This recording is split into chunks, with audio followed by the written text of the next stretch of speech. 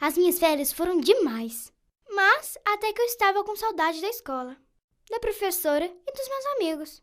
Agora, a professora pediu para escrevermos uma redação sobre nossas férias. Vou escrever a parte mais legal das férias, que foi quando fiquei na casa do vovô e da vovó no interior.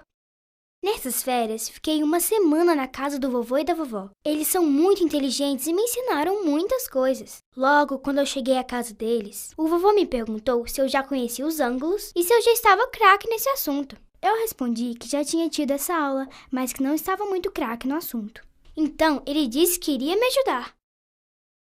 Ele pegou 2 varetas de churrasco que a vovó estava usando para fazer o almoço e juntou as suas pontas. Ele me mostrou que ângulo é uma figura geométrica, que tem 2 lados e um vértice. E me mostrou que a abertura do ângulo pode aumentar e diminuir. Depois, ele foi até seu armário e pegou um relógio antigo para me mostrar o ângulo formado pelos ponteiros do relógio. Ele me mostrou que às 3 horas, os ponteiros do relógio formam um ângulo de 90 graus, chamado de ângulo reto, e que os ângulos menores do que 90 graus são chamados de ângulos agudos, como nos ângulos formados pelos ponteiros às 10 e às 11 horas. Depois, o vovô alinhou os ponteiros para 6 horas e formou um ângulo de 180 graus, chamado ângulo raso. Os ângulos formados pelos ponteiros às 4 e às 5 horas tinham abertura maior do que o ângulo reto e menor do que o ângulo raso. Eles são chamados de ângulos obtusos. O vovô aproveitou que ele estava reformando a casa e foi me ensinar a identificar os ângulos. Olhamos para a reforma do telhado e logo identifiquei um ângulo reto. O vovô pediu para eu classificar outro ângulo.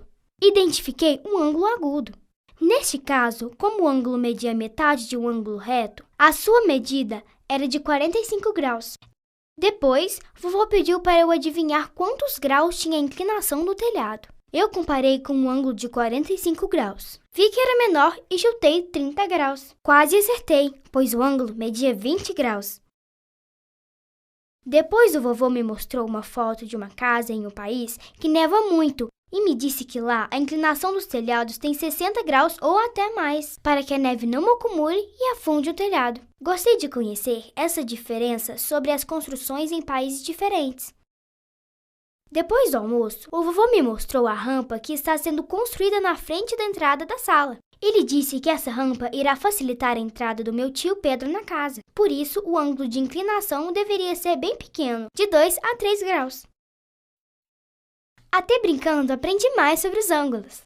À tarde, fiquei andando de skate no quintal, quando o vovô me viu e me pediu para dar um giro de uma volta completa. Dei o giro e ele me ensinou que uma volta completa corresponde ao ângulo de 360 graus. Foi aí que percebi que, como 360 graus dividido por 4 é igual a 90 graus, a medida de um ângulo que corresponde ao giro de um quarto de volta é 90 graus.